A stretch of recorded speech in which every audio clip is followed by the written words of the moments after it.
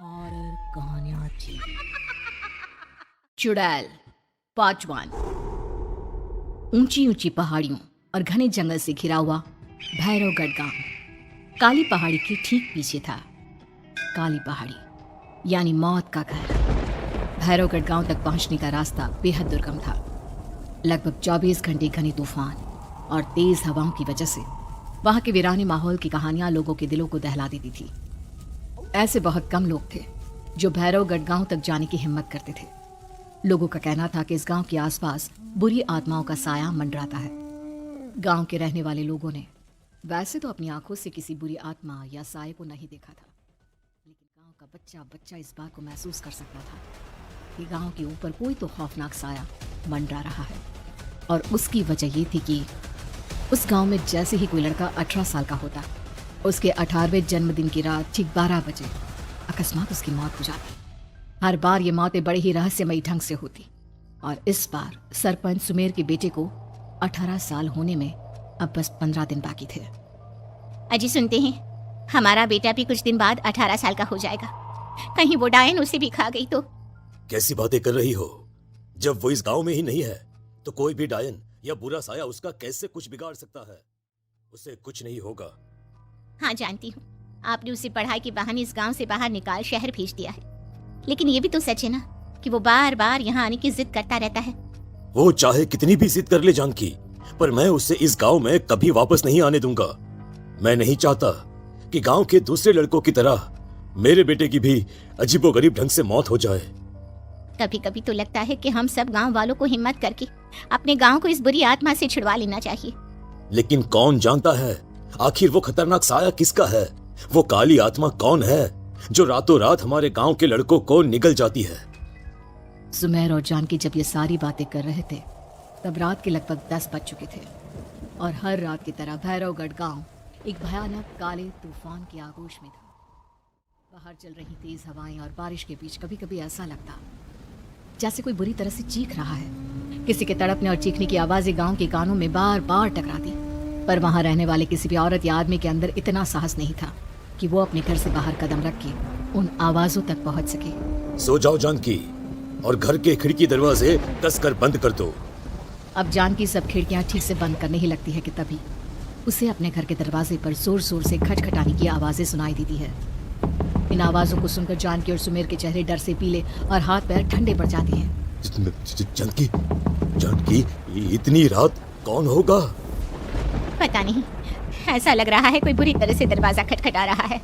अरे हाँ, पर किसी की आवाज भी तो नहीं आ रही। क्या करूं? दरवाजा खोल लूं या नहीं? कहीं ऐसा ना हो कि किसी को हमारी मदद की जरूरत हो। लड़खड़ाते कदमों से सुमेर दरवाजे के करीब जाता है और अपने कान को दरवाजे पर रख धीरे से आवाज देते हुए पूछता है, कौन है? कौन है वहाँ? तभी एक बेहद डराने वाली आवाज उसके कानों से टकराती है। दरवाजा खोलो, दरवाजा खोलो, वरना आज की रात इस गांव में कोई जिंदा नहीं बचेगा। मैं जानती हूँ तुम्हारा बेटा 18 साल का होने वाला है। अगर उसकी जान की जरा भी परवाह है तो दरवाजा खोल दो। इस आवाज को सुनते ही सुमेर घबराकर पीछे हट जाता है और जानकी को पूरी बात बताता है। कहीं वो डायन हमारे घर तक तो नहीं पहुंच गई? अब हम क्या करेंगे? मुझे दरवाजा खोलना ही होगा जानकी। मेरे पास अब कोई रास्ता नहीं है।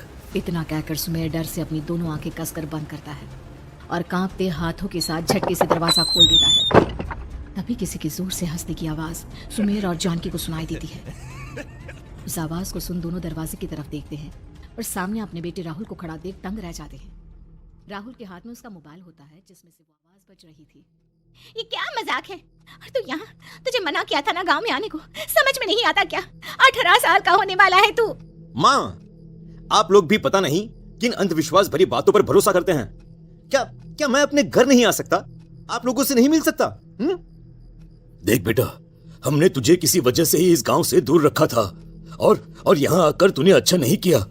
चल, मैं तुझे अभी के अभी वापस शहर छोड़कर आता हूँ। ओफो पापा, आप बेकार की बातों से परेशान हो रहे हैं। बाहर इतना तेज अंधड़ तूफान चल रहा है, कहीं जाने की जरूरत नहीं है।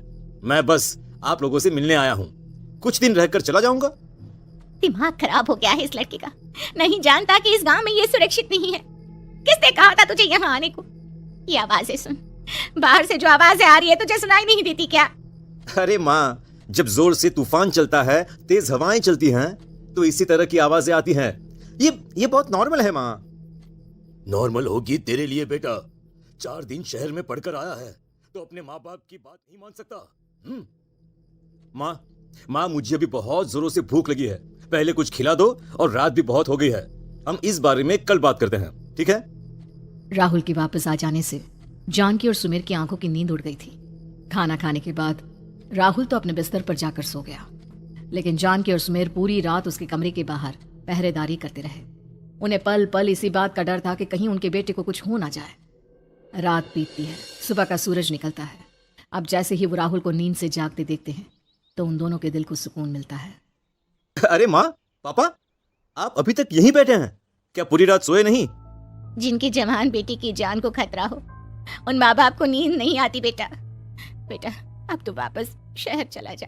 देखो माँ, मैं किसी जरूरी काम से इस गांव में आया हूँ, और वो काम पूरा होने के बाद मैं खुद यहाँ से चला जाऊंगा। काम?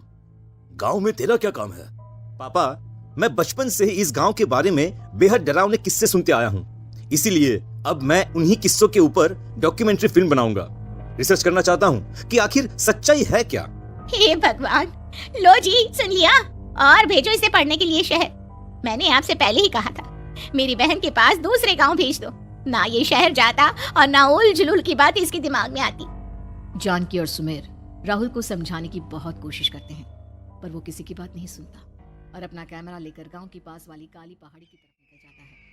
अब राहुल जैसे ही काली पहाड़ी पर पहुंचता है, उसकी नजर पहाड़ी के ठीक बीचों बीच बनी एक पुरानी झोपड़ी पर पड़ती है। यहाँ भी कोई रहता है क्या? ये इंटरेस्टिंग होगा।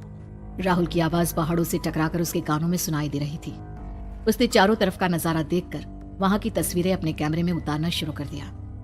तभी अचानक राहुल ने अपने कैमरे में खींची हुई तस्वीर को जूम करके देखा, और उसमें उसे जो नजर आया वो देखकर राहुल की होश उड़ गए। क्या सचमुच उस गांव के ऊपर किसी बुरी आत्मा का साया था? क्या राहुल की जान बच पाएगी? क्या देखा था राहुल ने उस फोटो में जिसे देखकर वो दंग रह गया? इन सवालों के जवाब जानने के लिए देखिए इस कहानी का अगला भाग।